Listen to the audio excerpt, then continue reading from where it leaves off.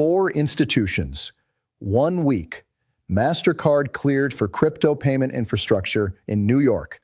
SoFi opened stablecoin access to 15 million users. Robinhood enabled AI agent trading. An Italian bank crossed the line into crypto services. The headlines treated these as 4 separate stories.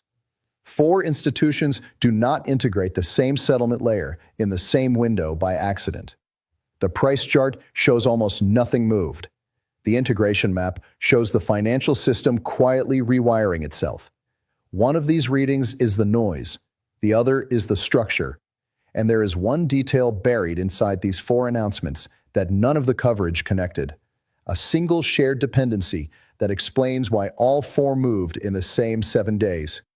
I will show you that dependency, but not yet, because to understand why it matters, you have to first understand what each institution actually did, and what each one was careful not to say. I am the Calm Analyst.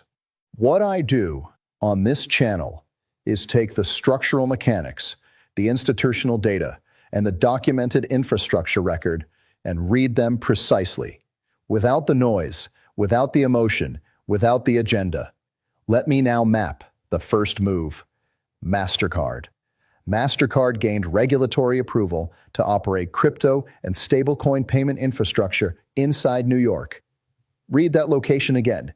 Not in a sandbox jurisdiction, not in a crypto-friendly offshore zone. New York, the most heavily regulated financial jurisdiction in the United States, governed by the New York Department of Financial Services, the regulator with the strictest digital asset framework in the country. Mastercard does not move trillions of dollars in annual transaction volume into an experimental category. When Mastercard installs crypto and stablecoin settlement infrastructure in New York, it is not testing whether the technology works. It is provisioning for a settlement layer it has already decided to use. The approval is not the beginning of Mastercard's crypto strategy.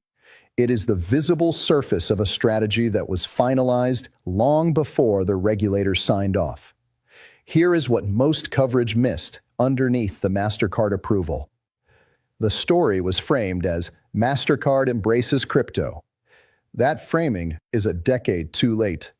The real story is jurisdictional. Mastercard chose to make its most significant crypto infrastructure move in the one jurisdiction where approval is hardest to obtain. You do not fight for approval in the hardest jurisdiction, unless the hardest jurisdiction is the one that matters. New York approval is not a permission slip. It is a